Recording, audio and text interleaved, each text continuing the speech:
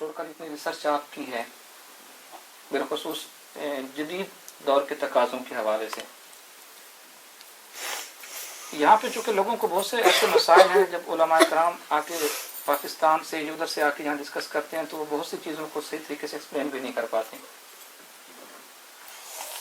شاید آپ 3 گھر سے گزرے ڈاکٹر صاحب کا 3 گھنٹے کا خطاب ہے مورگیج کی شرعی حیثیت کے اوپر بھی کینیڈا میں. جی ہاں، اب وہ ایک بڑا اختلافی مسئلہ تھا یہاں یورپ کے علماء اس میں بہت زیادہ ڈیوائڈ ہیں. مجھے نہیں معلوم کہ آپ کی تحقیق اس کے بارے میں کیا کہتی ہے.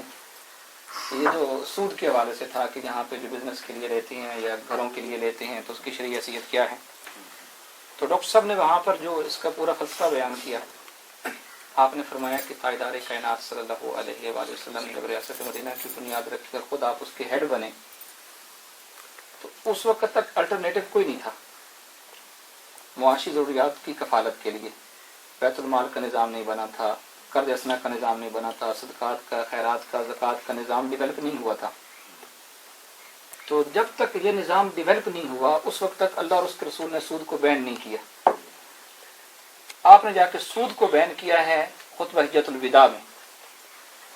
تو جس ریاست کے سربراہ خود تاجدار کائنات رہے 10 سال تک وہاں بھی سود کا لین دین ہوتا رہا. اس کے نقصانات، اس کی خرابیاں وہ پہلے دن سے تھیں، لیکن اسلام جب تک کوئی الٹرنیٹو نہیں دیتا اس وقت تک ایک چیز کو بین نہیں کرتا. اور یہ ذمہ داری اسٹیٹ کی ہوتی ہے، ریاست کی ہوتی ہے کہ وہ الٹرنیٹو دے سب سے پہلے اپنے لوگوں کو. تو آپ نے فرمایا کہ چونکہ یہاں پر اسٹیٹ وہ ذمہ داری نہیں نبھا رہی تو میں سمجھتا ہوں کہ یہ اس کی حلت اور حرمت کا مسئلہ نہیں ہے، وہ حرام ہے اور ہمیشہ حرام رہے گا. اس پر کوئی دوسری رائے نہیں ہے، اس پہ سوچنا بھی کفر ہے. مسئلہ اس کی انفورسمنٹ کا ہے کہ یہاں یورپ کے اندر اس کی انفورسمنٹ ہوگی یا نہیں ہوگی. سیم اسی طرح جو پینل سسٹم ہے اسلام کا سارا پینل سسٹم، سزاؤں کا جو نظام ہے پورا کا پورا، وہ چونکہ ریاست کی ذمہ داری ہے اس کی انفورسمنٹ کرنا، انڈیویجول کو یہ حق حاصل نہیں ہے کہ وہ اٹھ کے کسی کو سزا دینا شروع کر دے اور حدود کا نفاذ کرنا شروع کر دے. تو آپ نے فرمایا کہ بہت سی چیزیں ایسی ہیں کہ اس کی انفورسمنٹ کا مسئلہ ہے کہ کس ملک میں اس کی انفورسمنٹ ہو سکتی ہے اور کس میں نہیں ہو سکتی. اب اسی طرح آپ نے فرمایا کہ سود اگر تو کوئی متبادل نظام موجود ہو، قرض حسنہ کی صورت موجود ہو، صدقات، خیرات، زکوٰۃ کی، تو پھر کوئی جائے گا تو وہ گناہگار ہوگا. اور جب آپ کے پاس کوئی دوسری آپشن نہیں ہے اور صرف ایک ہی آپشن ہے اور وہ اسٹیٹ ہے آپ کی، اور وہ بینکنگ کا نظام ہے اور وہ کسی انڈیویجول کے اختیار میں ہی نہیں ہے، اس نظام کو وہ چینج کرے.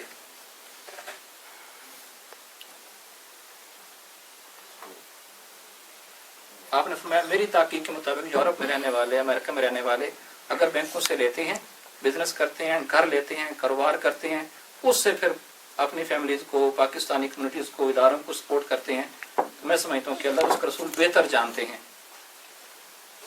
مطلب وہ فرماتے ہیں کہ میری تحقیق میں گناہ نہیں ہے.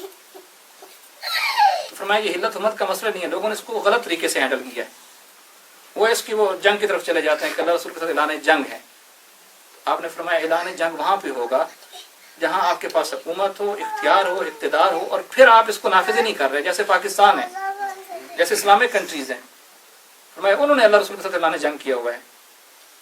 یہ یورپ والوں کی ذمہ داری نہیں بنتی تھی، یہ مسلم امہ کی ذمہ داری بنتی تھی کہ وہ بلا سود بینکاری نظام قائم کرتے اور پوری دنیا میں پھر اس کی برانچز بناتے. اس کے ذمہ دار مسلمان حکمران ہیں، ان کا اللہ رسول کے ساتھ اعلان جنگ ہے. یورپ کے اندر یہ سوال کرنا ہی آپ نے فرمایا کہ درست نہیں ہے. اور جو علماء کرام یہاں کے جو فتویٰ دیتے ہیں آپ نے فرمایا میری دانش میں وہ غلط کرتے ہیں اور وہ لوگوں کو مس گائیڈ کرتے ہیں اور لوگ کنفیوزڈ ہو جاتے ہیں بہت زیادہ. وہ پھر گھر نہیں لیتے، زندگی بھر کرایہ دیتے رہتے ہیں. آپ نے فرمایا اگر بزنس نہیں کریں گے تو وہ سپورٹ کیسے کریں گے اداروں کو؟ مزدوری کر کے تو کوئی بندہ یہاں گھر نہیں چلا سکتا. یہ جتنے ہم بڑے بڑے انسٹیٹیوشنس چلا رہے ہیں اس میں جو میجر پیسہ آتا ہے وہ بزنس مین کمیونٹی کا آتا ہے، بزنس کمیونٹی دیتی ہے. میں اگر وہ لون ہی نہیں لے سکتے، قرض ہی نہیں لے سکتے، اور ان کو قرض حسنہ ملتا نہیں ہے.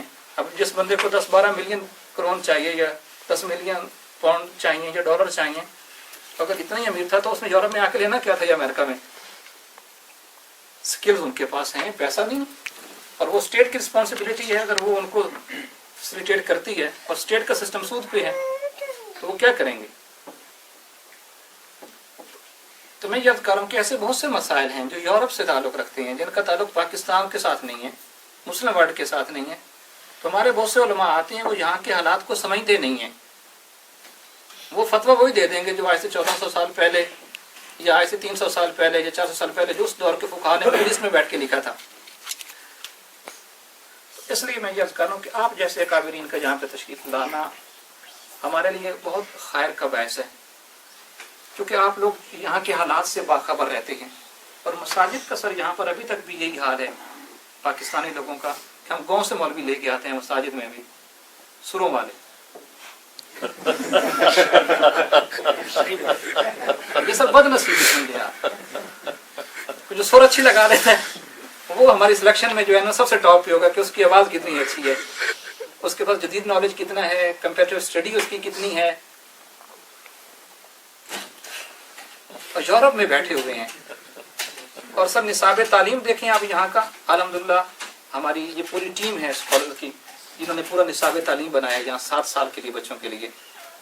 पहली क्लास से लेकर जब बच्चा 5-6 साल का जहाँ पे आता है तो बालिग होने तक हमने एक निसाब बनाया उर्दू का और इस्लामियात का, कुरान मजीद का, तीनों चीज़ों का, जिसमें यहाँ के जदीद मसाइल से लेकर छोटी अलिफ बात आसास है। बाकी मसाजिद का जब हमने आके देखा, हमने उनसे बात भी की, जो गाँव में मौलवी साहब पढ़ाते हैं, नमाज पढ़ा दी, चंद सूरतें पढ़ा दी, चंद दुआएँ पढ़ा दी, उनके नज़दीक दीन कामिल हो जाता है।